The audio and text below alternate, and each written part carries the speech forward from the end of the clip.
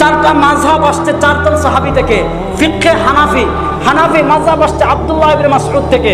এজন্য ইমাম আলাউদ্দিন হাসকাফি ফতোয়ায়ে শামির ভিতর লিখেছেন আল ফিকহু যারাউ ইবনে মাসউদ ওয়া আলকামা হাসাদুহু সুম্মা ইব্রাহিম দাওয়াস নু'মান তাহিনুহু ইয়াকুব আজিনুহু মুহাম্মাদুন খাবিজুন ওয়াল আকিরুন নাস। ফিকহে হানাফি যেটা, এটা আসছে ইবনে মাসউদ রাদিয়াল্লাহু তাআলা থেকে। ফিকহে শাফিঈ যেটা, এটা আসছে ইবনে আব্বাস রাদিয়াল্লাহু তাআলা থেকে। ফিকহে মালিকি যেটা, এটা আসছে যায়েদ ইবনে সাবিত রাদিয়াল্লাহু তাআলা থেকে। ফিকহে হাম্বলি যেটা, এটা আসছে আব্দুল্লাহ ইবনে আমর ইবনে আস রাদিয়াল্লাহু তাআলা থেকে।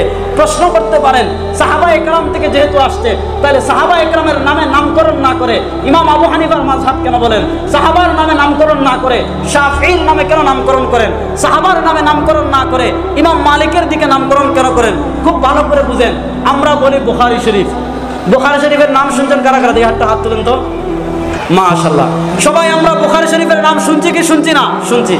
বুখারী শরীফ আমরা বলি, কিন্তু বুখারী শরীফে ইমাম বুখারীর কথা না, রাসূলুল্লাহ সাল্লাল্লাহু আলাইহি ওয়াসাল্লামের কথা। কথা বলেন না কেন? ইমাম বুখারী বুখারী শরীফের কথা আনছেন কার? রাসূলুল্লাহ সাল্লাল্লাহু আলাইহি ওয়াসাল্লামের সব হাদিস রাসূল করিম সাল্লাল্লাহু আলাইহি ওয়াসাল্লামের নামে। কিন্তু আমরা বুখারী শরীফ কেন বলি? কারণ ইমাম বুখারী এটাকে সাজিয়েছেন, ইমাম বুখারী এটাকে বিন্যস্ত করেছেন, ইমাম বুখারী এটাকে গুছিয়েছেন। মূলত হাদিস নবী করিম সাল্লাল্লাহু আলাইহি ওয়াসাল্লামের, কিন্তু ইমাম বুখারী এটাকে সাজিয়েছেন, ইমাম বুখারী এটাকে গুছিয়েছেন। এজন্য বলি আমরা বুখারী শরীফ, আমরা বলি মুসলিম শরীফ। ইমাম মুসলিমের দিকে নিসবত করে বলি মুসলিম শরীফ, কিন্তু কথা ইমাম মুসলিমের না, কথা রাসূল করিম সাল্লাল্লাহু আলাইহি ওয়াসাল্লামের। কিন্তু ইমাম মুসলিম এটাকে সাজিয়েছেন, ইমাম মুসলিম এটাকে গুছিয়েছেন, ইমাম মুসলিম এটাকে সুবিন্যস্ত করেছেন। এজন্য বলি মুসলিম শরীফ। ঠিক তেমনি ভাবে ফিকহে হানাফি, এটা আসছে ইবনে মাসউদ রাদিয়াল্লাহু তাআলা আনহু থেকে। এটাকে সাজিয়েছেন, এটাকে তারতিব দিয়েছেন।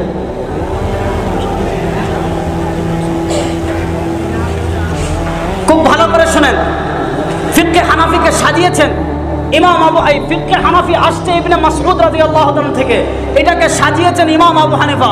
এজন্য বলা হয় ফিকহে হানাফি।